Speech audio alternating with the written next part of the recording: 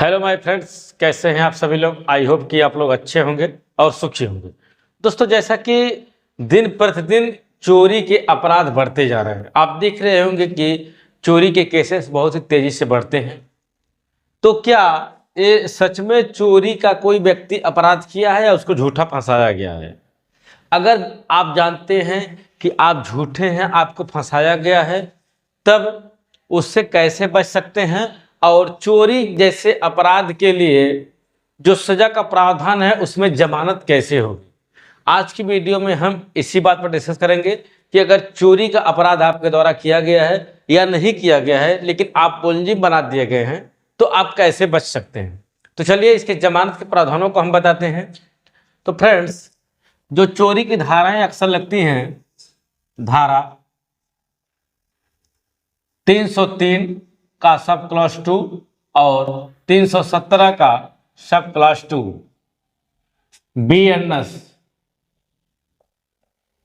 भारतीय न्याय संहिता नए क्रिमिनल लॉ के तहत चोरी के अपराधों को बताया गया है। इन धाराओं में चोरी, अब देखिए, जो चोरी का मामला होता है यह कब कैसे होता है। देखिए, कोई व्यक्ति अगर बेईमानी पूर्वक किसी की संपत्ति को, जिसपे उसका अधिकार नहीं है, लेकिन उस संपत्ति को बेईमानी पूर्वक अपने पास रख लेता है, तब वह चोरी कहलाती है।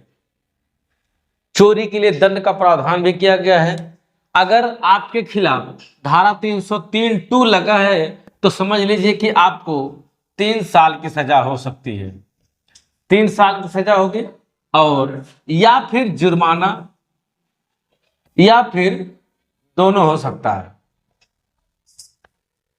3 साल की सजा या फिर जुर्माना या फिर दोनों होगा 303(2) के लिए। वही बात है, अगर 317(2) के तहत मामला है, 317(2) क्या कहता है? यह बात करता है चोरी की संपत्ति के कोई व्यक्ति अपने पास रखता है, लिया के रखता है या कोई देता है। रखने की बात जहां पर आएगी अपने पास, जिसे बेचने की, कोई बेच दिया, जहां से माल रिकवर हो रहा है, जहां से कोई व्यक्ति माल प्राप्त कर रहा है चोरी का, जिस व्यक्ति के पास से माल चोरी को प्राप्त होगा वह 317(2) के तहत उसके खिलाफ कार्रवाई होगी और इसमें भी 3 साल की सजा है या फिर जुर्माना या फिर दोनों से दंडित किया जा सकता है। अब देखिए, यह जो दोनों अपराध हैं यह संज्ञेय अपराध है और अजमानती अपराध है और फर्स्ट जेएम द्वारा, यानी किसी भी प्रथम श्रेणी के मजिस्ट्रेट द्वारा इनकी सुनवाई की जा सकती है। यह तो भाई साहब हो गई इसकी बेसिक जानकारी। लेकिन देखिए, अगर कोई व्यक्ति एक बार चोरी किया तो उसको कितने साल की हो गई? 3 साल से। लेकिन अगर दोबारा चोरी किया, अगर दोबारा चोरी करेगा तब उसको 5 साल की सजा होगी। ठीक, एक और इसमें कंडीशन है कि जो जुर्माने की बात आती है कि उस व्यक्ति पर जुर्माना कितना लगेगा। तो जुर्माने की जब बात आएगी तो उस संपत्ति की जितनी वैल्यू होगी उसी के अकॉर्डिंग जुर्माना लगता है। अब हम बात करेंगे इसके जमानती प्रावधान के बारे में कि जमानत कैसे मिल सकती है। देखिए, इसको भी अच्छे से देखेंगे। चोरी के केस में जमानत, चोरी में जमानत। अब देखिए, मान लीजिए कि यह अभियुक्त है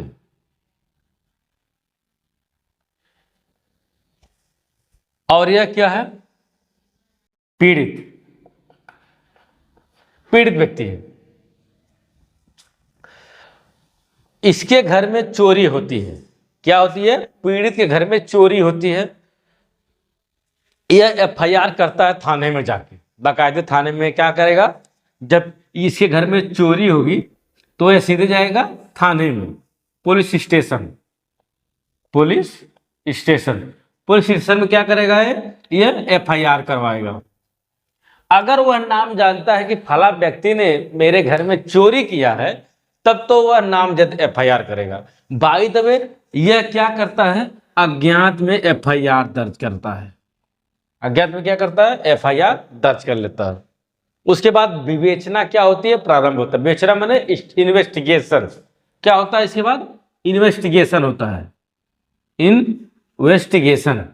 अब जांच जब प्रारंभ होगी तो पुलिस को जिस पर शक होगा, जैसे अब पीड़ित व्यक्ति बताएगा कि फला फला व्यक्तियों पर मुझे शक है, तो क्या करती है पुलिस? उन लोगों को उठा लेती है। जब उन लोगों को उठाएगी, ले जा करके पुलिस स्टेशन में रखेगी, उनसे पूछताछ करेगी, तो उनमें से कोई मान लीजिए बता देता है कि हाँ साहब हमने चोरी किया है, लेकिन हमारे साथ और भी 2 व्यक्ति थे, और जब ही वह 2 व्यक्तियों का नाम लिया तो पुलिस क्या करेगी? उनको भी पकड़ने के लिए दौड़ाएगी। तो उस स्थिति में अगर आपके खिलाफ एफआईआर दर्ज नहीं है, फिर भी अगर पुलिस आपको दौड़ा रही है, परेशान कर रही है, तब क्या कर सकते हैं? आप जमानत ले सकते हैं। बिना थाने जाए आप क्या करेंगे? अग्रिम जमानत डालेंगे। अभियुक्त को क्या अधिकार है? अग्रिम जमानत। अग्रिम जमानत चोरी होती, आपके ऊपर शक है और आपको लगता भी है कि हमने चोरी कहीं न कहीं हमारा इन्वॉल्व उसमें है, तो क्या करेंगे आप? सर्वप्रथम अग्रिम जमानत के लिए दौड़े। यकीन मानिए कि अब अग्रिम जमानत आप जब जाएंगे तो यह अग्रिम जमानत किसमें है? याद है आपसे? BNSS धारा 482 के तहत अग्रिम जमानत का प्रावधान किया गया है। और एफआईआर होने से पहले या एफआईआर होने के बाद पुलिस आपको पूछ रही है तो आप अग्रिम जमानत में जाएंगे और आपको आसानी से वहां पर क्या होता है, आप अपने जो भी सबूत वगैरह हैं कि आप हैं कि नहीं थे, कहां पर थे चोरी के समय, उस सारी बातों का डिटेल में अग्रिम जमानत के बेल में लगाएंगे तो आपको अग्रिम जमानत मिल जाएगी और आपको जेल भी नहीं जाना पड़ेगा। इस प्रावधान। उसके बाद जब आपको जमानत मिल जाती है तो आप पुलिस स्टेशन में हाजिर होकर के आप उनको बताइए कि हाँ हमने क्या किया क्या नहीं किया, वो सब सारी बातें अग्रिम जमानत की बात। लेकिन मान लीजिए कि पुलिस ने एफआईआर दर्ज किया और आपको अरेस्ट करके जेल भेज दिया, उस स्थिति में आप क्या करेंगे? तो उस स्थिति में आप रेगुलर बेल के लिए एप्लीकेशन दाखिल कर सकते हैं। इसके लिए दोस्तों जिस कोर्ट में जाता है, जहां पर आपकी कोर्ट है, जेएम मान लीजिए कोर्ट है, तो उसमें क्या करेंगे? आप बेल डालेंगे। लेकिन ध्यान रहे बेल आपकी वहां से खारिज हो सकती है। अगर आपके ऊपर जो आरोप लगे हैं चोरी के, तो यह अजमानती अपराध है और बेल यहां से खारिज हो सकती है। और जब बेल खारिज होगी तो वह बेल पड़ेगी सेशन कोर्ट में, यानी जिला और सत्र न्यायालय में आपकी बेल जाएगी और वहां पर आपको बेल मिल जाती है, जमानत मिल जाती है। तो फ्रेंड्स आपने आज की वीडियो में यही जाना। और एक दूसरी बात और दोस्तों, लेकिन ये जमानती अपराध भी है, जो चोरी का अपराध है यह जमानती अपराध भी है। अब यह कैसे संभव है? तो आइए हम इसको बताते हैं आपको। देखिए जब भी मामला चोरी का होता है तो उसकी वैल्यू होती है कुछ। क्या होती है? वैल्यू, यानी कि कितने के माल चोरी हुआ है। ये नए कानून में है। पुराने जो कानून थे, आईपीसी थे, उसमें यह प्रावधान नहीं किया गया था, लेकिन नए कानून में इसको रखा गया है कि वैल्यू देखी जाएगी। मान लीजिए किसी व्यक्ति की एक कुर्सी चोरी हो गई। अब कुर्सी की कीमत कितनी हो गई? 400, 500, 600, 1000 रुपए।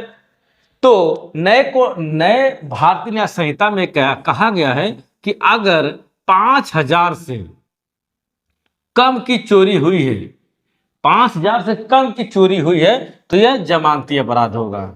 कैसा अपराध होगा? यह जमानती अपराध होगा। इन बातों का ध्यान रखें। अगर आपके खिलाफ कोई एफआईआर दर्ज होती है तो आप पता करें कि उसकी वैल्यू कितनी है। अगर छोटी मोटी चोरी है और चोरी होने के बाद वह व्यक्ति अगर वह माल वापस कर देता है, ईमानदारी से माल वापस कर देगा, तो वह जमानती अपराध हो जाएगा और इस स्थिति में आपको जेल जाना नहीं पड़ सकता है। और आपको सजा कितनी होगी? कुछ नहीं होगी, कम्युनिटी सर्विस, यानी सामुदायिक सेवा कराई जाएगी आपसे। सामुदायिक सेवा आपसे कराई जाएगी, 5,000 से कम का है तो अगर आप माल वापस कर देते हैं तो आपको वह जमानत खड़े खड़े मिल जाएगी, जेल जाने की आवश्यकता नहीं है। ध्यान देंगे वैल्यू वाली बात को। बाकी आपने इसको समझ ही लिया। मैं अलग से आपको बता दूंगा कि अग्रिम जमानत का क्या प्रारूप होगा और अग्रिम जमानत कैसे मिल सकती है। आई होप कि आपको आज का जो कंटेंट था धारा 303(2) और 317(2) आसानी से समझ में आ गया होगा। तो फ्रेंड्स आज की वीडियो में इतना ही। अगर आप चैनल पर पहली बार आए हैं तो चैनल को सब्सक्राइब करके जाइएगा। चलते मिले किसी अन्य वीडियो तो ले बाय बाय।